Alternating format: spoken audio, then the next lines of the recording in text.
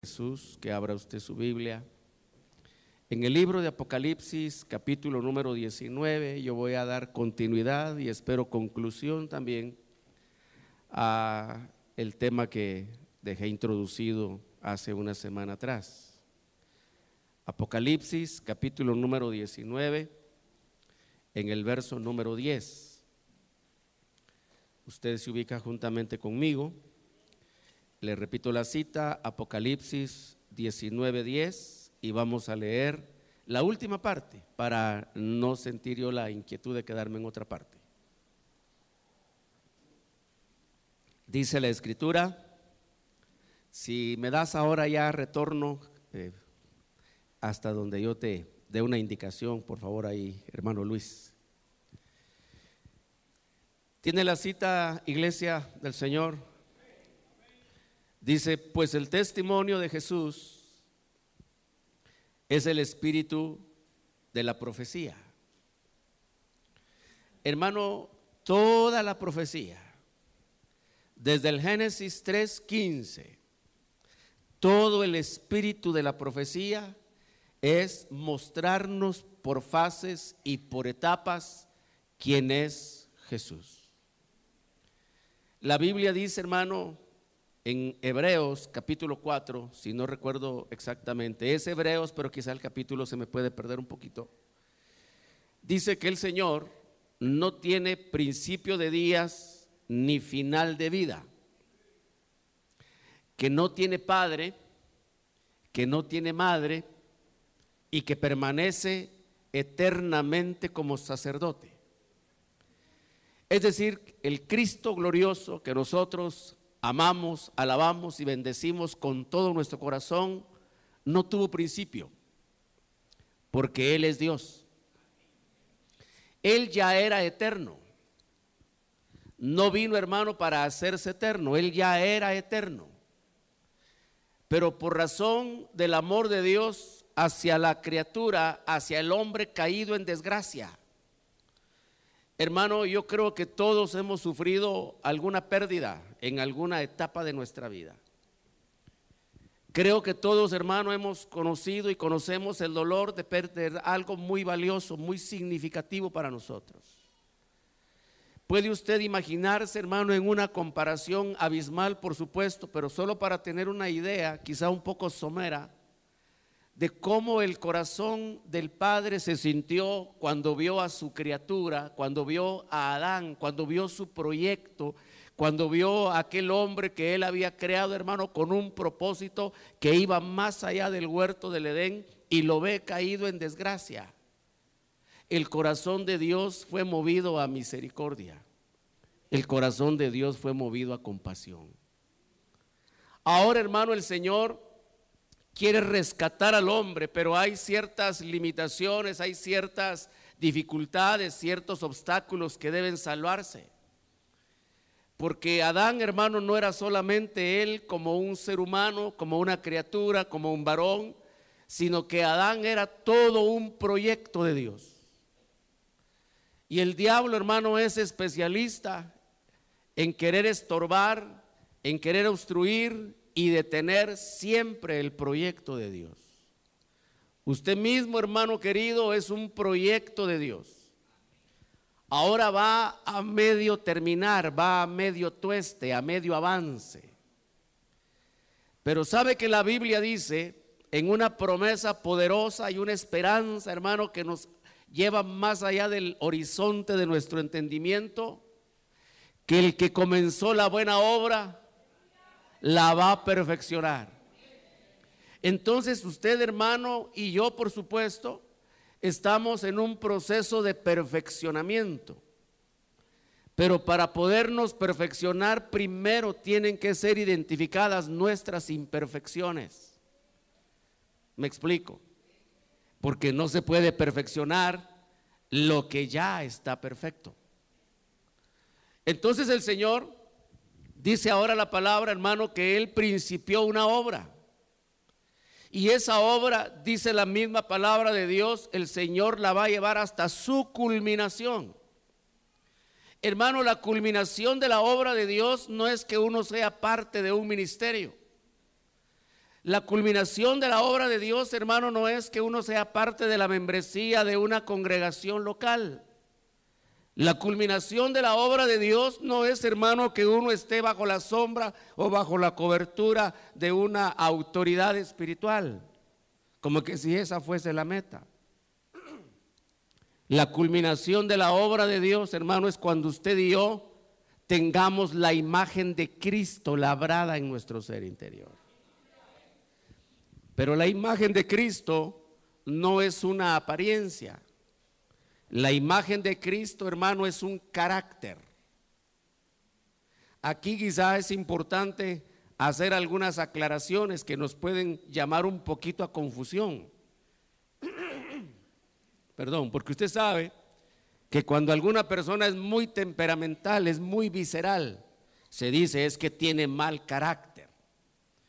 Cuando una persona es muy introvertida, es muy baja de temperamento, es muy livianita, muy manipulable, muy manejable, decimos es que no tiene carácter. Pero en el sentido espiritual, hermano, el carácter es el resultado de la obra de Cristo sobre nuestro temperamento.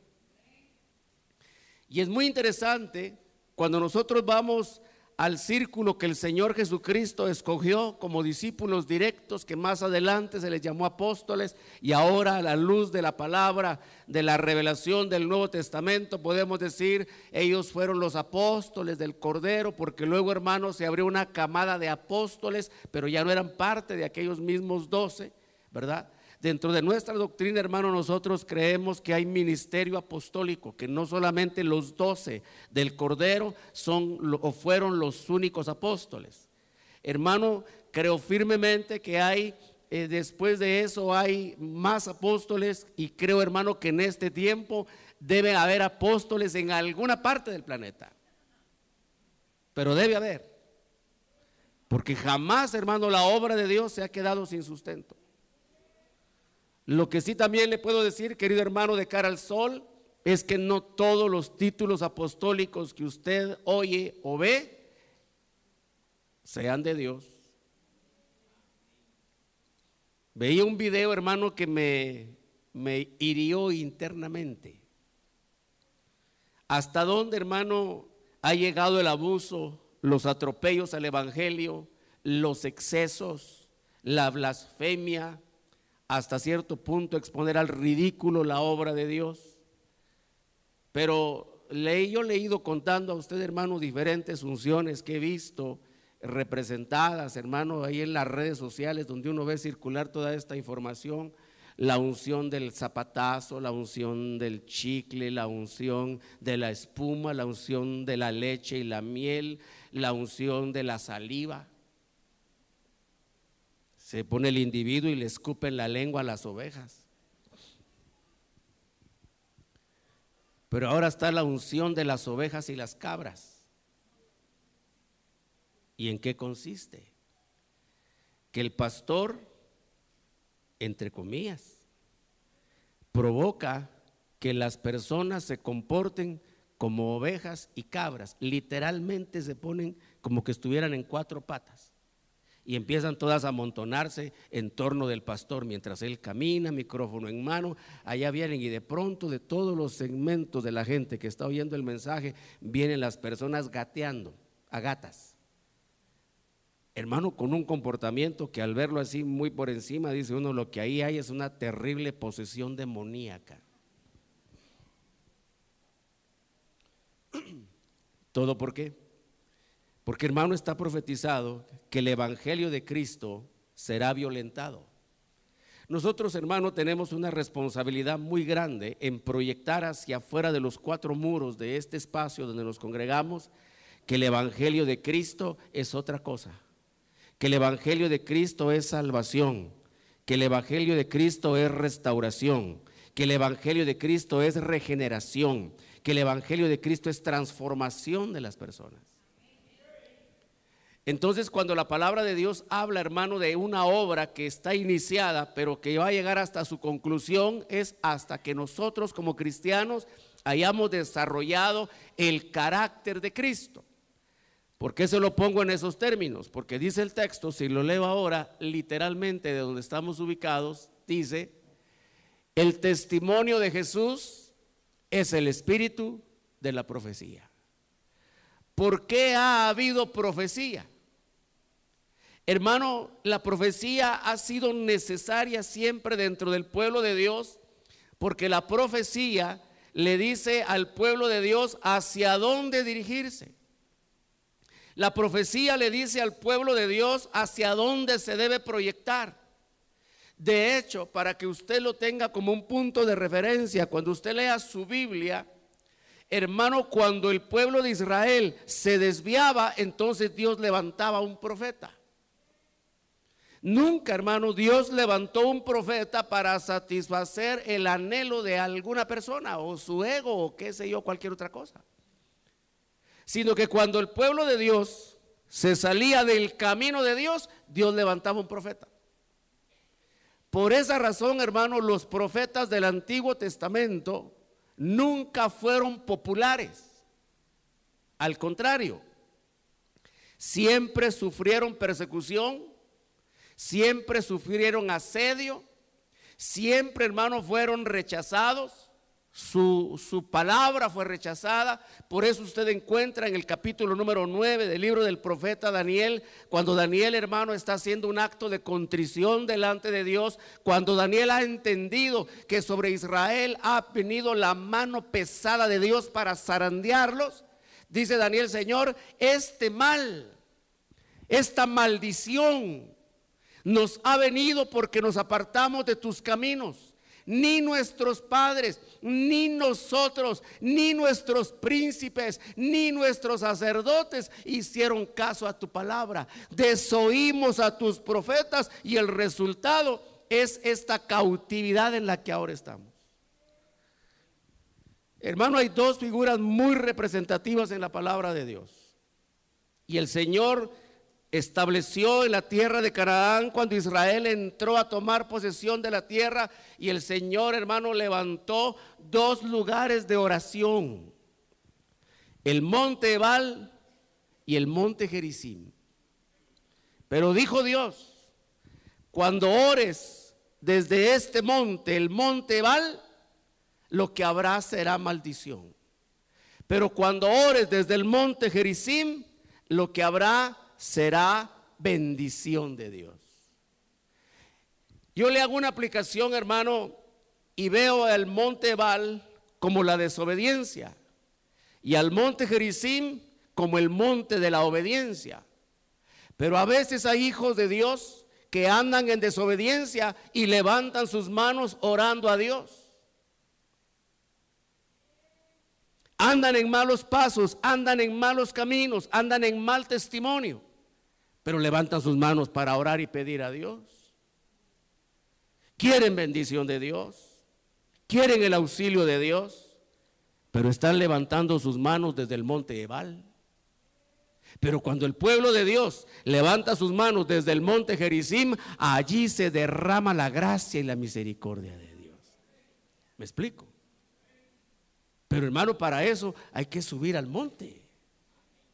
Fíjese que la Biblia dice que el que comenzó la buena obra la va a perfeccionar. Entonces aquí hay algo, hermano, yo solo se lo voy a mencionar porque quiero avanzar hacia el punto del tema que le introduje, no me quiero perder. Hermano, para que el proceso de perfeccionamiento se pueda dar, tienen que haber diferentes filtros. El proceso de perfeccionamiento tiene filtros, tiene puntos, hermano, en donde uno pasa para probar si la obra de Dios está haciendo su efecto, está teniendo resultado en nosotros. Se lo voy a decir de esta manera. La Biblia dice que aunque nosotros no nos demos cuenta, tenemos un escudo protector. Eso dice la palabra de Dios. Que nosotros, hermano, tenemos el escudo de la fe. Pero, hermano amado, usted no piensa en el escudo de la fe como un escudito más o menos de este tamaño, así en la ilustración que trato de hacer con mis manos. No. Hermano, cuando usted piense en el escudo de Dios, piensa en una cúpula de protección. Usted está protegido por el frente, por la izquierda, por la derecha y por su retaguardia. El Señor lo protege y lo cubre totalmente. ¿Sabe cómo me lo imagino yo? Porque necesito a veces usar mi imaginación para explicar esto. Como esas películas de ciencia ficción, en donde están las naves espaciales, ¿verdad? Y entonces, de hecho, dice que ya crearon un avión que tiene esas características, dice. Entonces, hermanos, salen esas películas de ciencia ficción que cuando la nave va a ser atacada por la nave enemiga, el capitán Kirk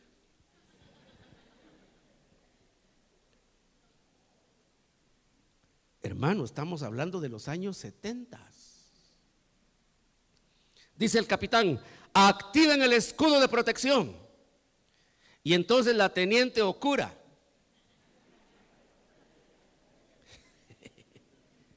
le dice a Spock que le diga al doctor, ¿cómo se llama el doctor? Chapatín, no, al doctor, ya ni me acuerdo. Y ponen, hermano, el escudo de protección. Y entonces vienen los misiles que envía la nave enemiga y en el escudo ahí se diluyen, ahí diluyen su energía y no le hacen daño a la nave. Eso es ciencia ficción. En el mundo espiritual usted no lo ve, pero donde usted anda carga un escudo de protección. Y desde una distancia que usted no percibe, el diablo le manda dardos encendidos y dardos encendidos, y cuando llegan a su escudo ahí se diluyen y no lo tocan. ¿Por qué? Porque usted es muy pilas. No, porque usted es muy valioso para Dios. Porque usted vale la sangre preciosa de un cordero sin mancha. Aleluya. Entonces, hermano, dice y eso lo dice la Biblia. Mire, no crea que le estoy contando la película, no. Eso lo dice Pedro en su primera carta. Para vosotros que sois protegidos por el poder de Dios. ¿Y cómo? Lo dice, mediante la fe. Entonces usted carga su escudo de protección. Por eso, hermano, usted no sabe cuántas veces, dice la palabra, todo el día somos expuestos a la muerte. Usted no sabe cuántas veces, hermano, el diablo lo agrede, lo ataca. Pero a veces es necesario probar si el escudo está funcionando. Amén. Y entonces cuando el Señor le va a mostrar a usted si su escudo no está funcionando bien, ¿qué hace? Entonces permite que algo le haga daño. No sé si me expliqué. Entonces el Señor permite que usted pase por una crisis de cualquier naturaleza. ¿Para qué? Para destruirlo. Hermano, si el Señor quisiera matarlo, con un chicle usted se ahoga y se muere. Matarlo no es el objetivo, sino que usted pruebe si el escudo está funcionando. Y hermano, cuando uno detecta que el enemigo logró cruzar el escudo y nos logró hacer daño, no hay que empezar, hermano, a echar culpas al diablo, porque él no es responsable de que nuestro escudo esté en buenas condiciones. No sé si me explico. Hermano, el diablo no es el responsable que usted y yo tengamos nuestro escudo funcionando al 100%. No, esa responsabilidad es nuestra. Entonces cuando el enemigo logra cruzar la línea del escudo y nos logra dar un golpe, entonces uno se pregunta, ¿en dónde está el agujero del escudo? Porque sin lugar a dudas lo perforamos. Porque ese escudo no se puede abrir de afuera para adentro, solo se puede abrir de adentro para afuera. Hermano, el diablo daría media vida por poder agarrar su escudo, hermano, y destruirlo y apretujarlo con usted adentro, como a tomar una lata de esas de aluminio de bebidas gaseosas. Pero el poder de Dios lo mantiene y lo sostiene. hasta que usted le haga un agujero a su escudo. Y para vergüenza nuestra, hermano, más de una vez perforamos nuestro escudo. Luego venimos, hermano, y como decimos en buen chapín, pegando el grito en el cielo. ¡Ay! ¿Por qué me pasó a mí? ¿Le pasa a usted? ¿Me pasa a mí? Pasa en la vida real, hermano. Que de pronto vulneramos el escudo. Y entonces los problemas llegan y nos golpean. Es como el boxeador, hermano, que él tiene su línea de defensa. Los que saben de boxeo entienden mejor eso, ¿verdad? El entrenador le enseña a tener su línea de defensa. Murió hace poco un boxeador que fue muy famoso porque su escudo de defensa, hermano, era bailar. Algunos ya eso hace muchos años. Fue célebre campeón olímpico, campeón mundial. Perdió, le quitaron el campeonato mundial porque no quiso ir a la guerra y volvió a ganar otra vez el campeonato mundial. Era tremendo. ¿Y cuál era su escudo de defensa? Bailar. Usted no se va a ir a bailar, si hermano, estoy protegiendo mi escudo. No, por favor, solo estoy poniendo un ejemplo. No me lo vaya a encontrar yo por ahí en una zarabanda, hermano, y usted, aquí, hermano, fortaleciendo el escudo. No, no. Es que mire, hermano, así somos las ovejas, hombre. Oímos lo que queremos oír. Así somos, hay que tener cuidado con eso. Hay que tener cuidado con eso. Fíjese que nuestra naturaleza humana nos lleva, hermano, a darle importancia a lo que le queremos dar importancia. Esa es una estrategia muy sucia del diablo, pero yo sigo en el mensaje. Entonces, hermano, toda la profecía, le decía, estamos cubiertos por el poder de Dios. ¿Por qué? Porque internamente el Señor, hermano, está haciendo la obra en nosotros, y por eso algunas veces el Señor permite que el diablo nos sacuda el escudo, pero es solo para que nos percatemos si está funcionando o no está funcionando. Por eso escribió Pedro una carta y dijo, un detalle, y dijo, hermano, difícil de entender que todos los predicadores de prosperidad, el Señor reprenda al diablo y recoja a todos esos, hermanos, y los lleve a juicio de una vez. Por eso, hermano, ellos quisieran borrar esos textos de la Escritura. Pero ¿sabe cómo dice la palabra? Tened pues por sumo gozo el que os halléis en diversas pruebas. ¿Por qué? Porque así se prueba si está funcionando el escudo. ¿Me explico? Hermano, es como los soldados antiguamente y actualmente, hermano. Antes de ir a la guerra, prueban sus armas. Ellos no se van, hermano, con una pistola que no la hayan probado. Ellos van con armas que ya probaron. Van con escudos que ellos ya probaron. ¿Y cómo los prueban? Por ejemplo, ¿cómo prueban un escudo, un chaleco antibalas? El que lo quiere vender, el que lo creó, y de hecho hay un video del creador del escudo antibalas. ¿Y sabe qué hizo? Para demostrar que él decía la verdad, se puso el chaleco y dijo, bueno, dispárenme pues. Y le dispararon. Y las balas no perforaron el chaleco. Y se hizo millonario. Pero puso en riesgo su vida. Hermano, es necesario, fíjese, a veces que nosotros sepamos si el escudo está funcionando o no. Ahora, ¿por qué la necesidad de ese poder protector? Porque dice la Biblia, hermano, que hay una salvación de Dios que ya está preparada para ser revelada. Le estoy citando Pedro, capítulo número 1. Usted lo puede tener ahí a la mano para que vaya corroborando que lo que yo le estoy diciendo está en la palabra de Dios. Capítulo número 1, primera carta de Pedro, verso número 5. ¿Para qué nos protege Dios? Porque dice su palabra que hay una salvación que Dios ya la tiene preparada. Entonces, como Él ya la tiene preparada, lo que Dios necesita, hermano, es revelar esa salvación.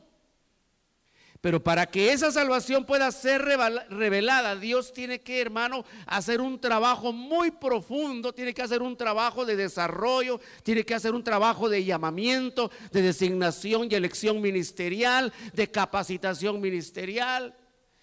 Hermano, a Dios formar un ministro le lleva años.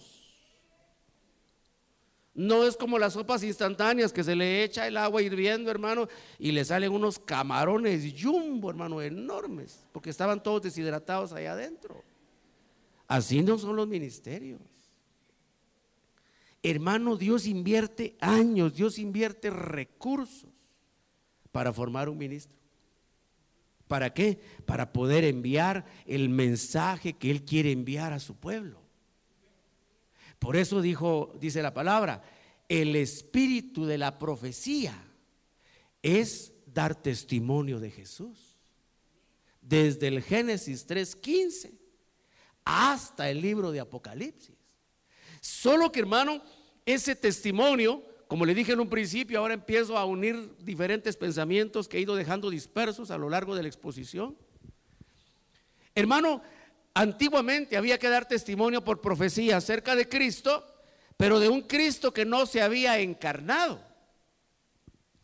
Cristo eterno, de pronto, hermano, se encarna porque para poder restaurar a aquella criatura que quedó indefensa.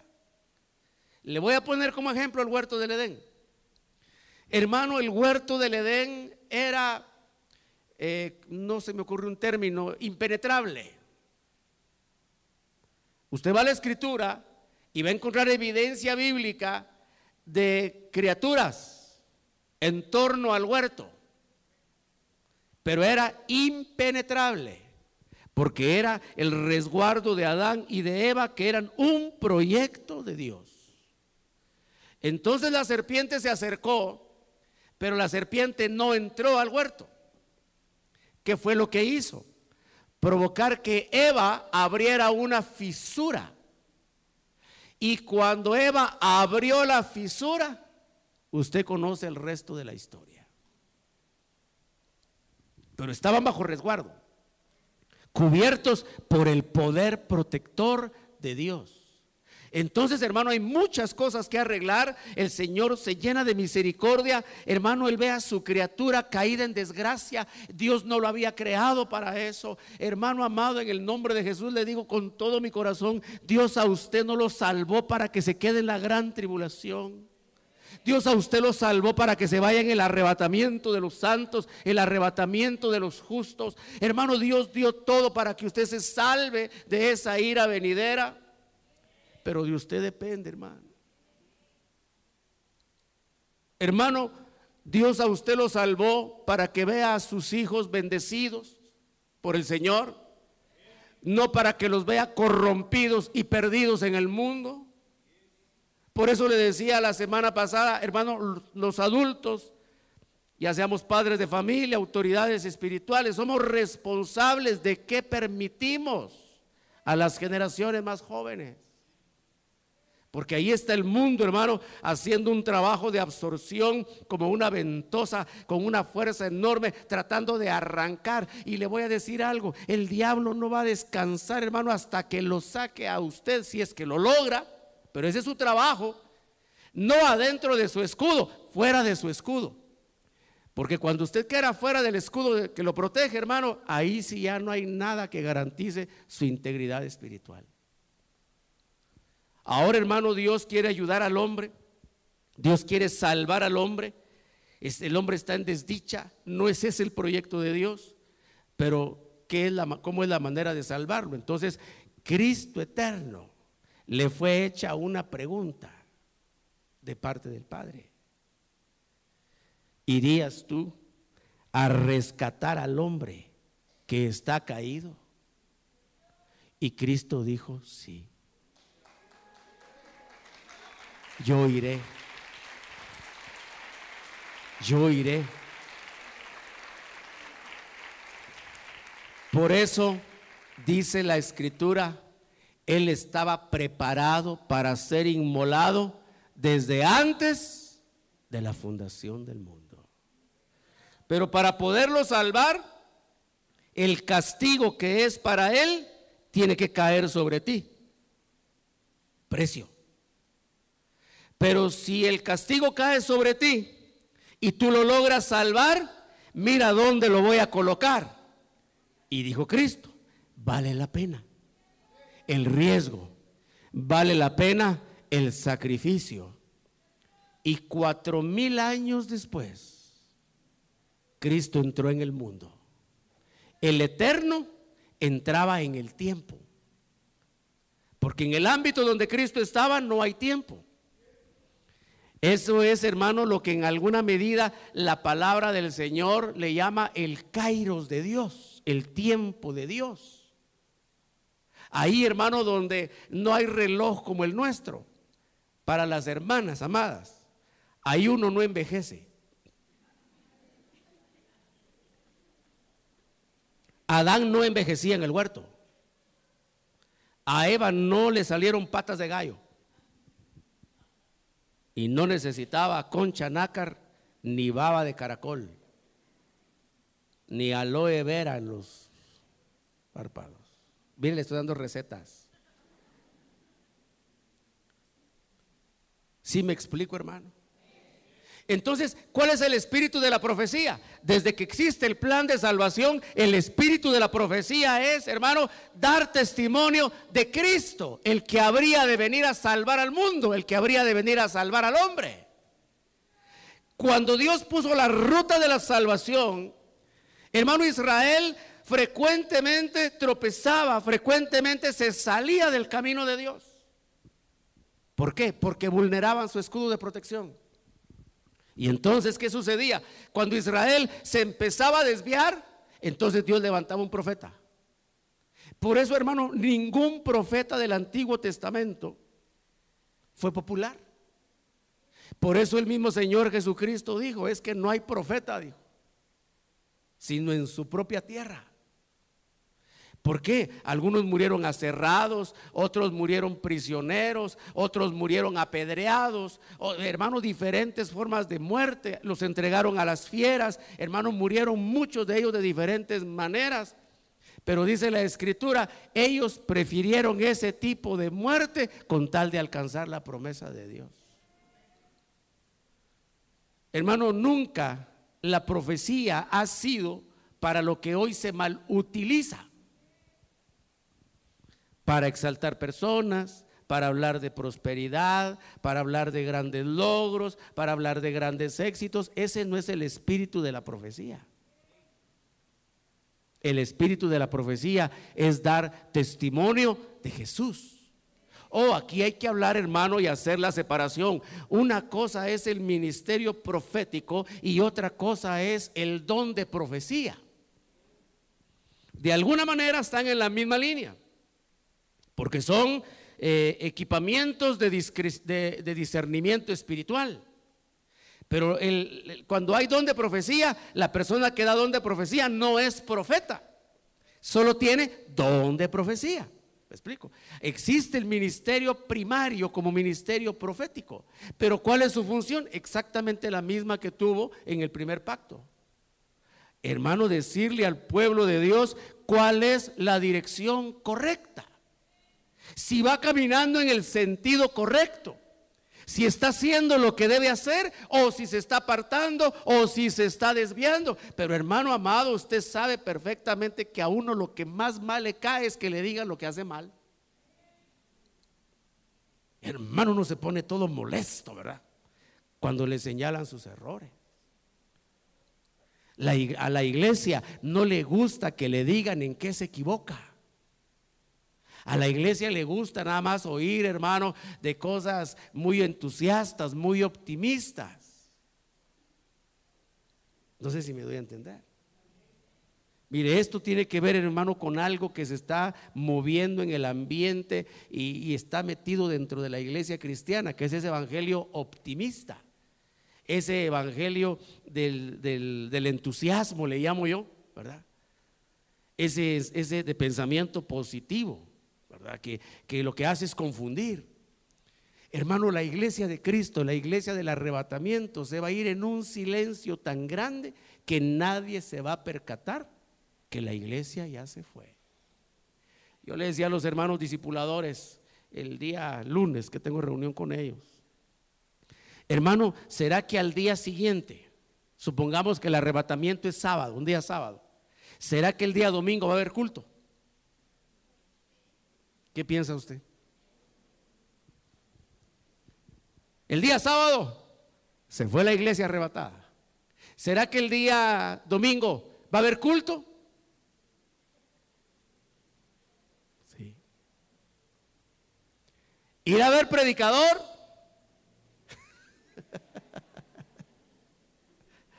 Hermano, aquí todos estamos en la misma.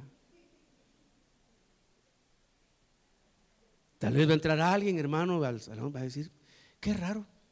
¿Será que era fin de semana largo? Los hermanos como que se fueron a la playa, ¿verdad? Varios no están.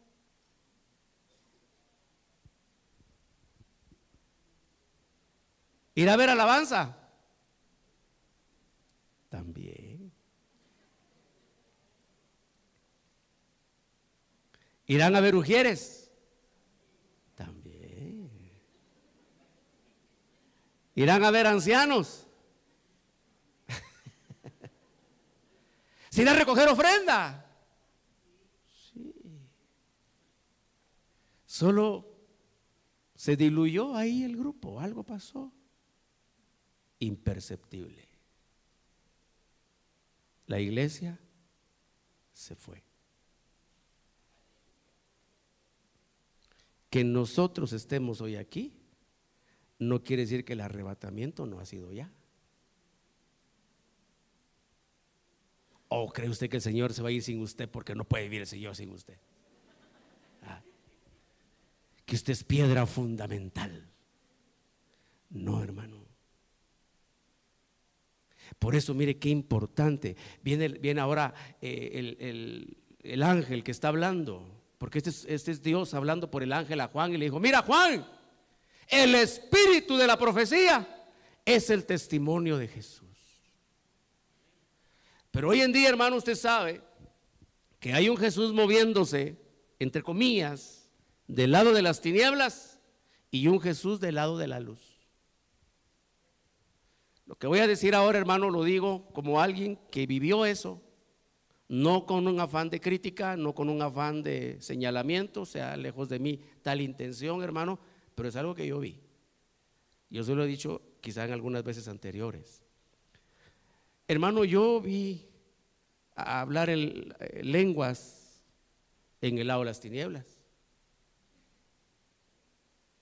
Hermano, hay un grupo que es adorador de María, la supuesta madre de Jesús, ¿verdad? La María diosa, la María reina. Y ellos cantan como nosotros y danzan como nosotros.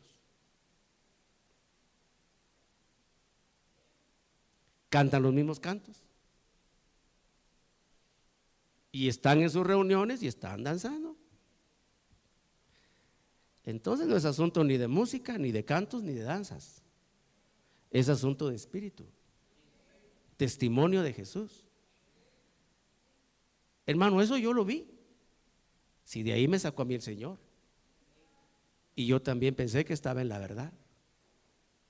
Hasta el bendito y glorioso día que el Señor me reveló su salvación por su palabra, por su evangelio, por su gracia y por su bondad. Hermano, ser sincero no es sinónimo de no estar equivocado. Uno puede estar sinceramente equivocado. Le pasa como a aquellos enamorados, hermano, que creen que la persona con la que están no tiene ni un solo defecto y se atreven a casarse con ella. ¿Y qué pasa ya después? ¿Tenía defectos o no? Sí. Y no uno, tenía muchos. Entonces, hermano, la iglesia necesita que haya voz de Dios, palabra de Dios, doctrina de Dios, que dé testimonio del Jesús de Dios. Hermano amado, el anticristo va a ser antecedido por supuesto poder del Espíritu. El advenimiento del anticristo, hermano, vendrá por profecías dentro del mundo de las tinieblas. Vaya a la Biblia, dice con señales. Hermano, hay señales en la luz, hay señales en las tinieblas. Hay milagros en la luz, hay milagros en las tinieblas. Hay evangelio en la luz, hay evangelio en las tinieblas. Si la iglesia, hermano, ya entró en una etapa, en una brecha, en un trayecto en donde necesita el testimonio de Jesús. Lo que le voy a decir ahora quizás es lo que menos le va a gustar de todo el mensaje. Entonces fíjese, para saber si el testimonio que usted tiene de Jesús es el verdadero, le van a sacudir el escudo.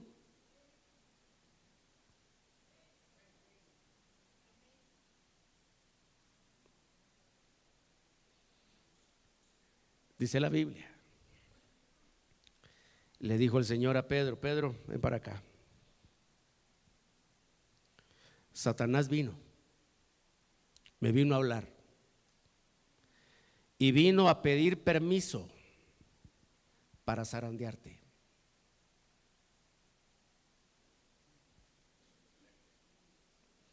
Hermano, yo me imagino que Pedro hizo clavito, ¿verdad? Señor, pero que hayas dicho que no. Y dijo el Señor: y Pedro, yo he orado para que el escudo no te falle.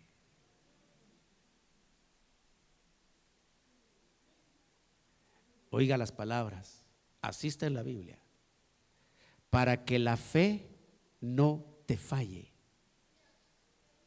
No le dijo para que la fe no te haga falta, sino que no te muestre una falla, que tu escudo esté en buenas condiciones.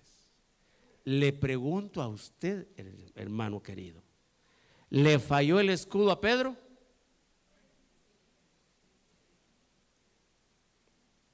A eso mi apóstol y maestro le puso un nombre y él le llamaba la apostasía reversible. Porque, hermano, Pedro estuvo en el filo del precipicio. Usted sabe la historia, yo no voy a entrar en mucho detalle porque ya no tardan en hacerme la señal de que ya queda poco. No sé ni cómo voy, tal vez si me ayudan. Gracias. 2 horas y media nos quedan, dice el hermano. Mire, hermano, Pedro, cuando vinieron a fastidiarle, fíjese, viene el primer sacudión del escudo, ¿verdad? Tú eres uno de ellos. Sí, es el escudo. Y dijo Pedro: no, yo no.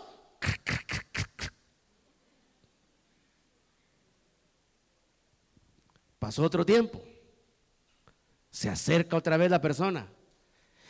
Yo tengo la impresión que sí, porque hablas como él. No, digo yo, lejos de eso.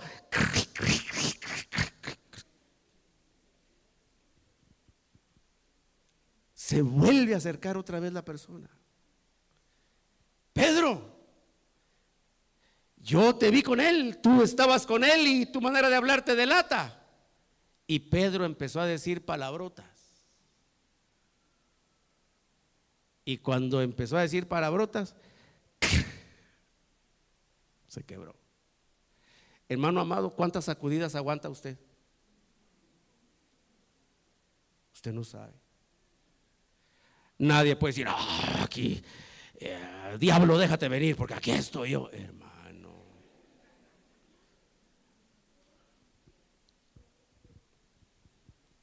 Esto sucedió en la vida real hace muchos años atrás y fue algo público, por eso lo digo en público. Pero un hombre públicamente dijo: ahora sí, Satanás, te puedes venir sobre Guatemala porque 12 apóstoles la están protegiendo. Y él terminó en desdicha. Es que, hermano, no hay que provocar la reacción de Satanás. La protección de Guatemala no son 12 apóstoles. La protección de Guatemala se llama Jesucristo.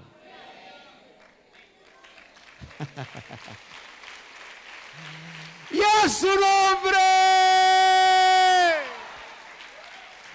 Yo no he puesto mi confianza en un hombre, he puesto mi confianza en Jesucristo, el Señor de señores y Rey de reyes, el autor de la vida, el consumador de la fe. Él es nuestro escudo.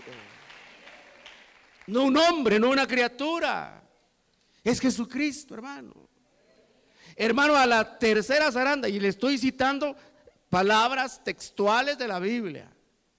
Al tercer zarandeón, hermano, note, el escudo no se rompió de afuera para adentro. ¿Cómo se rompió? De adentro para afuera. Ahí vino la sacudida. Y hermano, cuando Pedro sintió que se le cayó todo el escudo, sintió la heladez de la muerte. Si cabe un pensamiento, como que sintió un escalofrío, hermano, cuando ¿qué quiere que? Se te cayó el escudo, hermano. Dice la Biblia, corrió, hermano, a un rincón y empezó a llorar amargamente. Si no se arrepiente, hubiese habido dos Judas. Pero como se arrepintió, Dios tuvo misericordia de él. Le levantó su cabeza y le dio un escudo más fuerte. Hermano, ¿a qué zarandeón tú caes? ¿Cuánto tiene que zarandearte el diablo para que caigas? ¿Cuánta presión te tienen que hacer tus amigos, tu familia, tus compañeros de trabajo para que salgas de tu escudo de la fe? ¿Qué tan fuerte, tan violento, hermano, tiene que ser la sacudida para moverte de tus fundamentos y tus principios? ¿Qué tan fuerte tiene que ser, hermano, la sacudida del diablo para moverte de aquello que el Espíritu Santo te convenció? Por eso dice Pablo, segunda carta a los Tesalonicenses, capítulo número 2, no seas sacudido fácilmente. ¿Por qué? Porque hay sacudida. Hermano, yo conozco gente que cuando le sobrevino una prueba a su escudo, a su estabilidad, y el escudo no resistió porque su escudo estaba en pésimas condiciones, se fueron al mundo y hasta el día de hoy no han regresado. Pero hermano, si a usted le sacuden el escudo y se da cuenta que está como jarría vieja, hermano, si se da cuenta que su escudo está como bus del servicio público o como radiopatrulla, ahí está mejor, ¿verdad? Vi, hermano, un día una persecución, hermano, de esas tipo película. Iba un vehículo, hermano, a gran velocidad, sin lugar a dudas, delincuentes, y atrás una patrulla intentándolo alcanzar. La patrulla sin luces, focos quebrados, toda raspada, hermano, a gran velocidad, hermano. ¿En qué vida? No sé si todavía lo irán persiguiendo, porque de eso hace ya como 2 años. ¿Cómo está tu escudo, hermano? Porque el día que te convertiste, aunque no sucedió nada en el entorno físico, adentro de ti hubo un testimonio que Jesús había entrado a tu corazón. Ese es el testimonio de Cristo, testimonio interno de la salvación, por su gracia, por su misericordia y por su poder. Ahora, hermano, debe haber un testimonio de una obra que el Señor está haciendo. Pero van a haber puntos donde el Señor te va a sacudir o va a permitir, porque el Señor no tienta a nadie, corrigiendo. Dios no sacude a nadie porque Él no tienta, pero dice el enemigo, bueno, dale una su sacudida a ver cómo está. Y entonces viene, hermano, una crisis y sacude para ver de qué lado quedas. ¿Me explico? Hermano, si usted es un genuino y verdadero hijo de Dios, lo van a sacudir.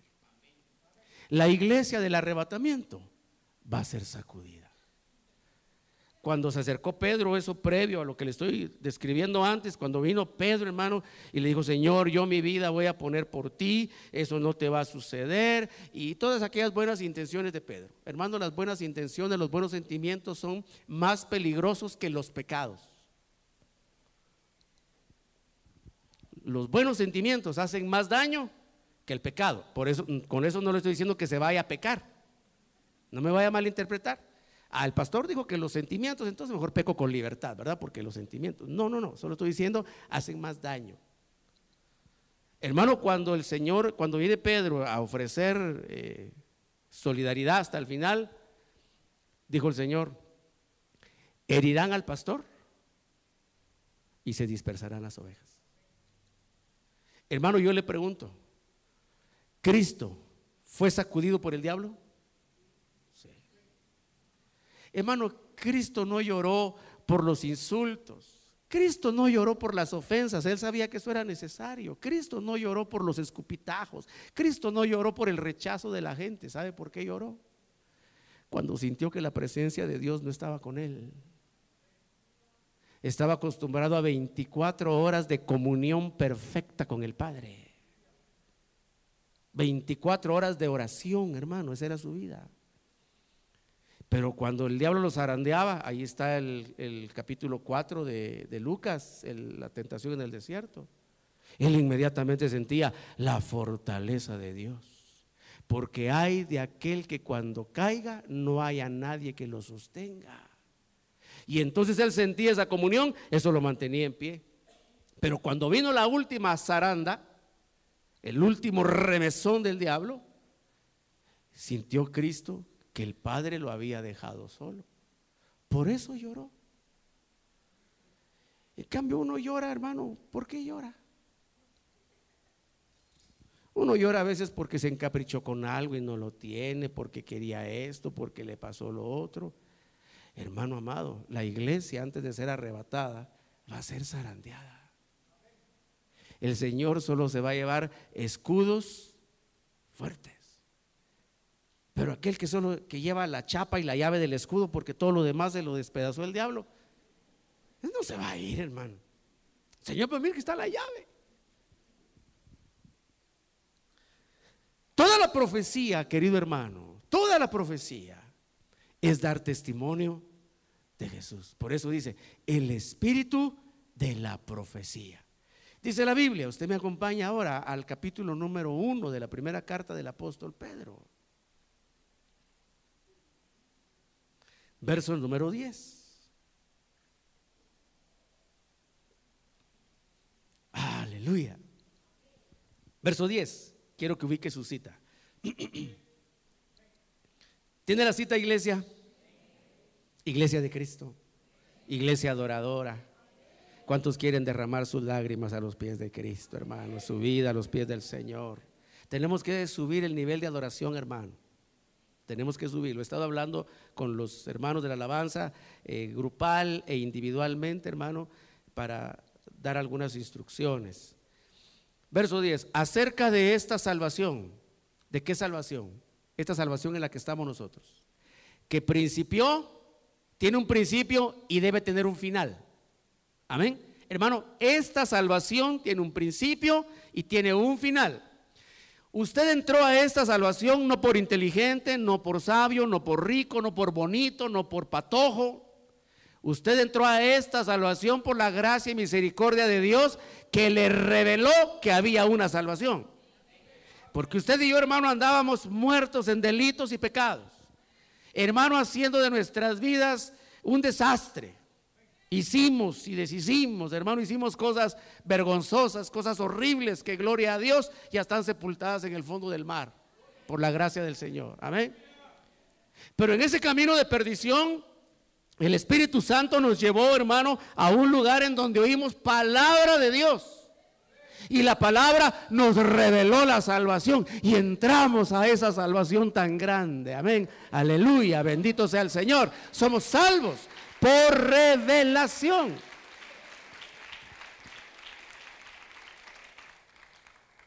Por eso aún a los que son hijos de cristianos, de hogares cristianos, hay que evangelizarlos. Por haber nacido en un hogar cristiano no son cristianos. Ellos son perdidos. Por eso, hermano, el énfasis allá en el área de los niños es evangelizarlos, darles herramientas de evangelismo. Cristo salva, la sangre de Cristo, el perdón de los pecados, el inicuo, el malvado, el diablo, sus ángeles caídos, todos esos temas que se tocan con ellos, para que cuando despierten al pecado sepan que hay una salvación en Cristo Jesús. Entonces, mire pues, para que usted se salvara de la condenación eterna, le revelaron la salvación. Amén.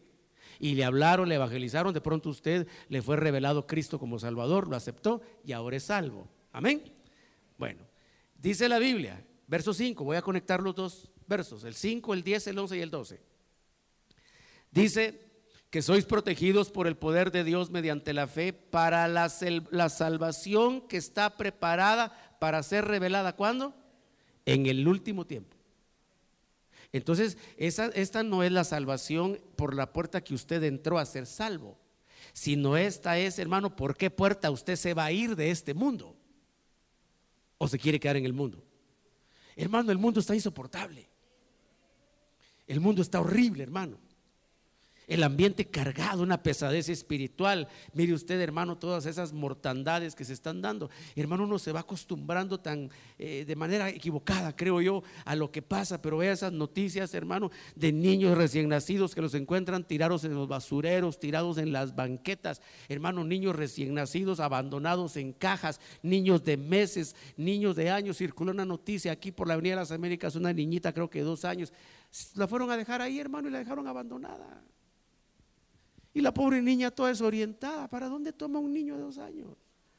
Circuló por las redes sociales, hermano, un video donde una mujer desalmada, poseída, ¿sabe por cuántos demonios?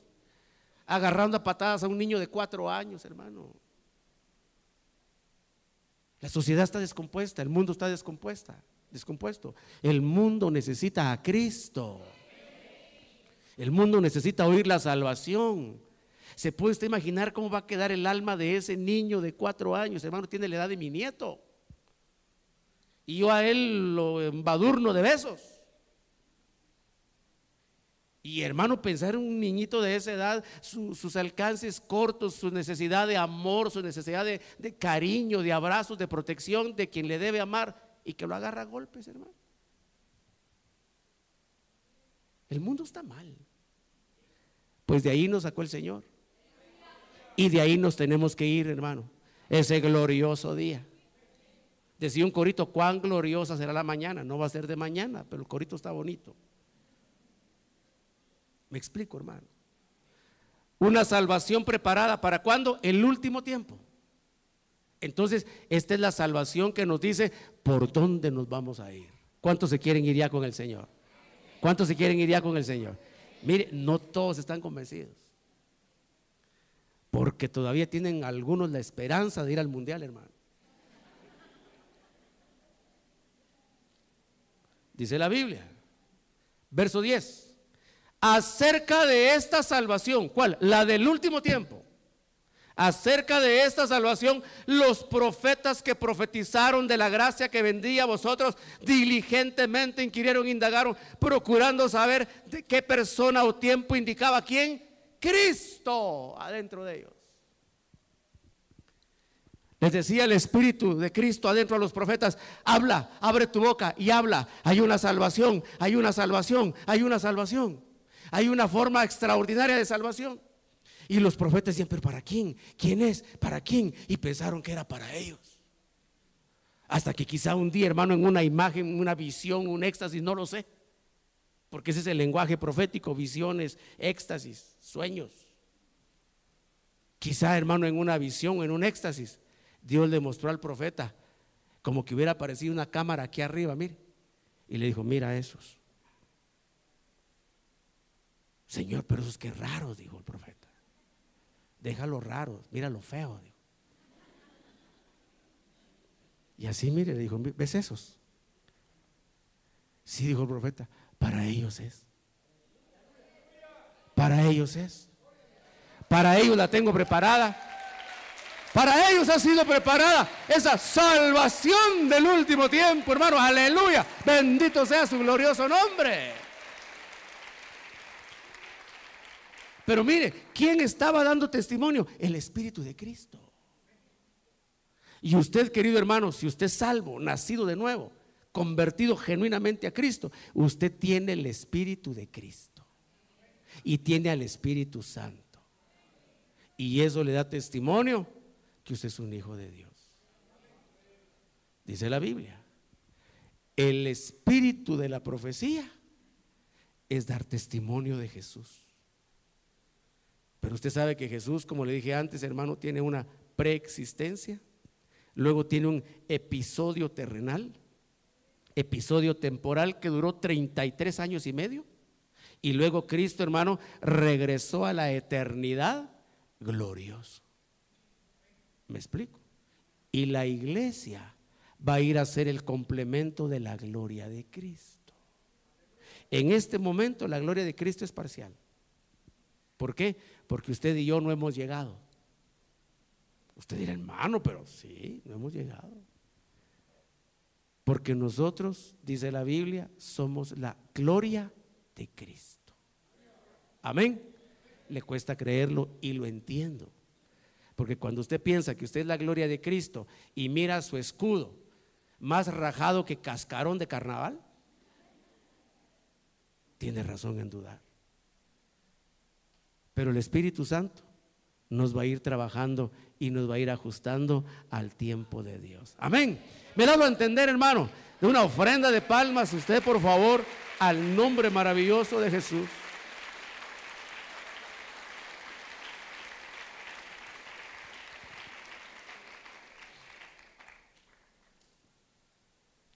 Dijo el Señor Jesús, de la abundancia del corazón habla la boca.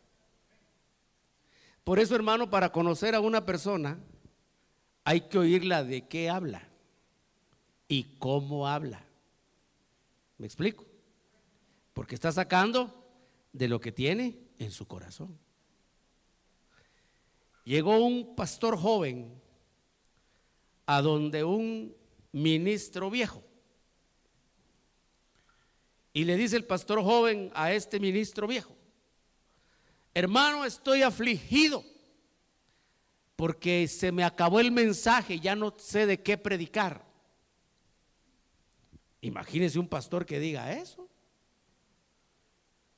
A mí qué tiempo me falta, hermano, y le tengo que estar robando a usted ahí de su tiempo. Y le respondió el pastor viejo: ¿sabe qué, hermano? Le dijo, solo lea la Biblia y va a tener mensaje. Solo con leerla, dijo él. Sí, le dijo, porque si su corazón está lleno de palabra de Dios, su boca va a tener algo de qué hablar. ¿De qué está lleno tu corazón, iglesia? ¿De qué está lleno tu corazón? Porque de lo que tu corazón esté lleno va a salir por tu boca. Si llenas tu corazón de gratitud, por tu boca vendrá la adoración a Dios. Por eso, hermano, y es algo que he estado insistiendo mucho con los muchachos de la alabanza, hagamos que el pueblo participe de la alabanza. Usted debe participar de la alabanza, hermano. Mire, si tal vez usted en este momento está y usted me dice, hermano, es que mira que la estoy pasando, mire, ni un quinto entre la bolsa, pero es salvo, sí, desayunó hoy, amén, tiene vida, amén, tiene zapatos, amén, tiene ropa. Entonces tiene mucho que agradecer a Dios.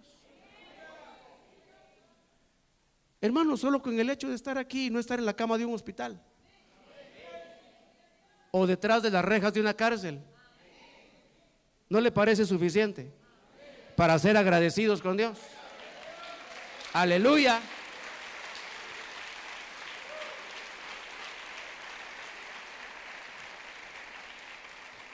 Hermano, es que yo quería desayunarme un menú número 5 y me alcanzó solo para un número 1. Mejor uno, hermano, porque luego hay que ver cómo baja uno las libras de más. Suficiente que agradecer a Dios, hermano. Haber abierto los ojos. Señor acaba de mostrarme algo en su palabra acerca de los dolores de parto. Hermano, cuando yo tenga eso cuajadito se lo voy a predicar. Mire, hermano, solo con abrir los ojos y decir gracias, Señor. Su camita tal vez no es último modelo, ¿verdad?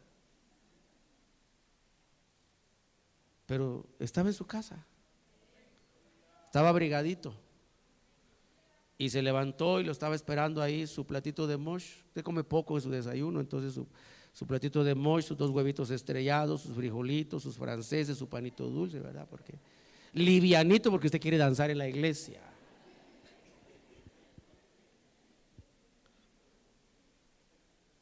Suficiente para ser agradecido con Dios,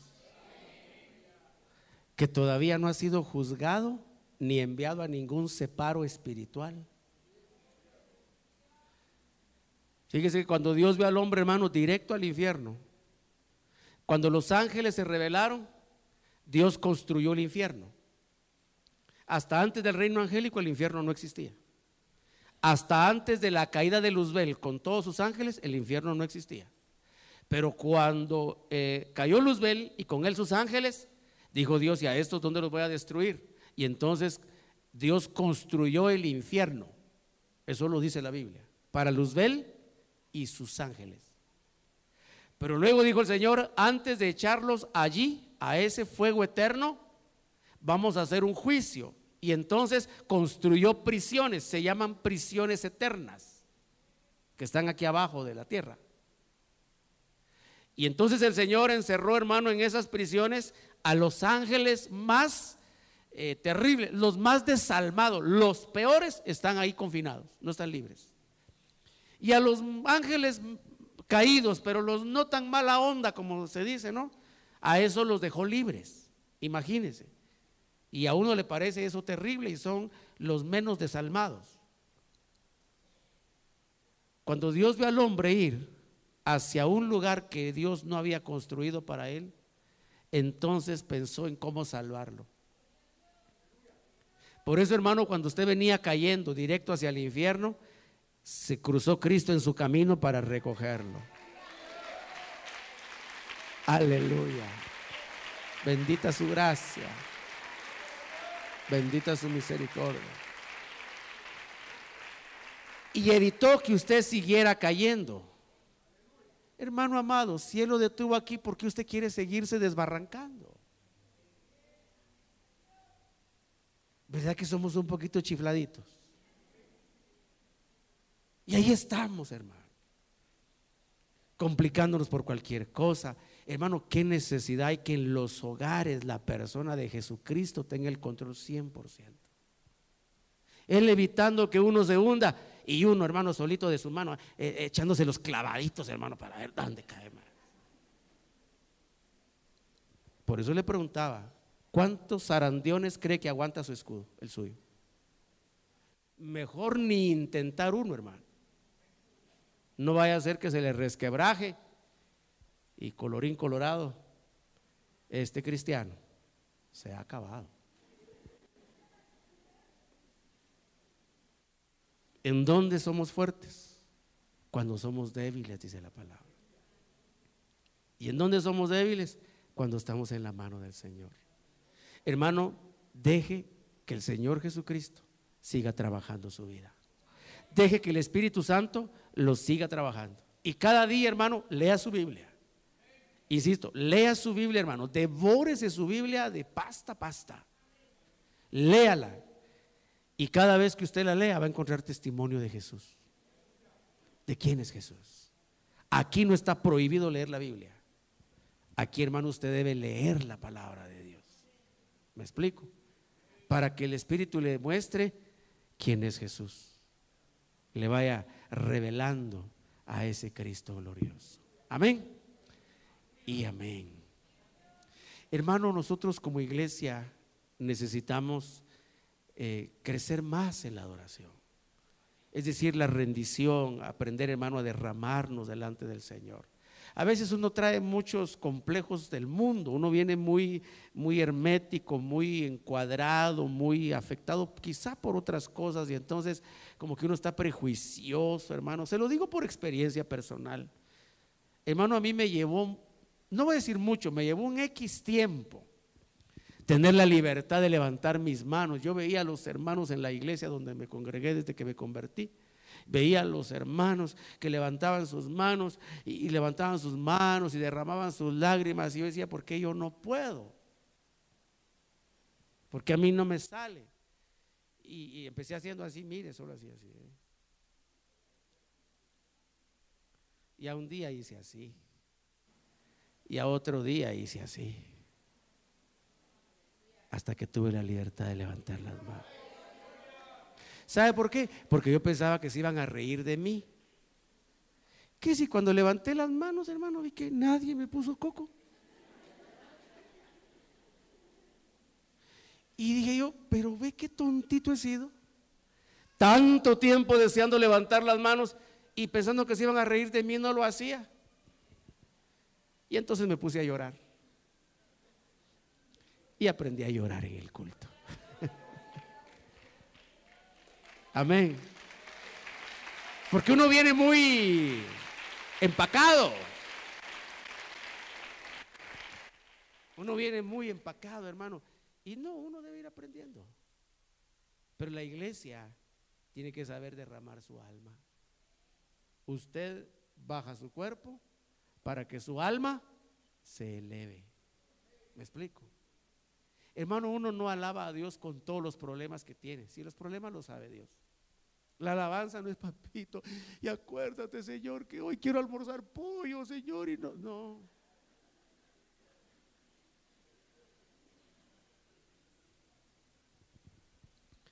Había una vecina que no tenía muchos recursos hace muchos años atrás. Y usted sabe que en los hogares de escasos recursos aquí en Guatemala se come manjar todos los días. Porque yo considero que los frijoles son un manjar. Pero ya sus hijos adolescentones no querían que se pensara que solo frijoles comían todos los días. Y entonces decían en voz alta a la hora del almuerzo: pásenme más pollo. Y no había pollo. Había santos y sagrados frijolitos. Hermano, nosotros tenemos que aprender a ser agradecidos con Dios por todo. ¿Me explico? Sin aparentar, sino con sinceridad. Y derramar nuestra alma delante del Señor. ¿Cuántos quieren ser adoradores? Levanten su mano los adoradores. Amén. Ahora póngase de pie.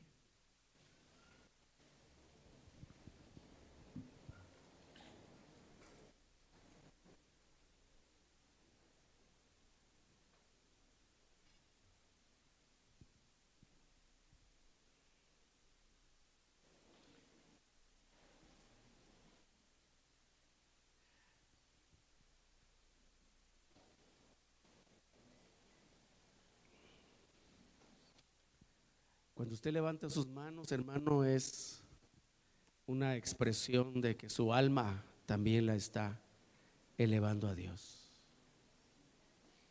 Amén.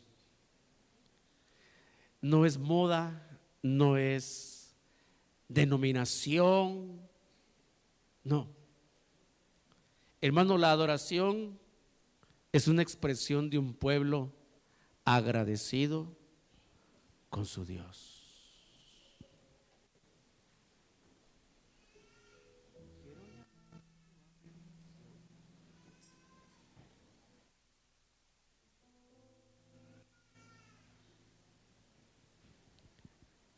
En el nombre de Jesús, en el nombre de Jesús.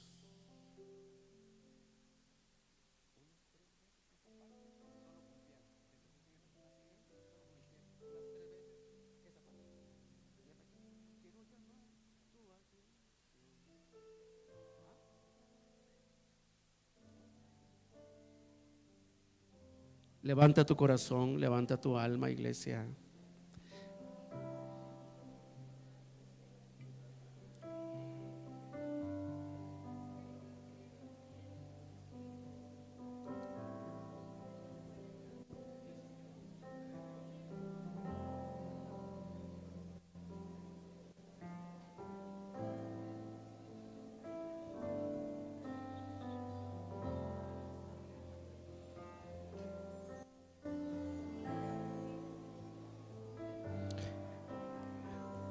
De la abundancia del corazón habla la boca.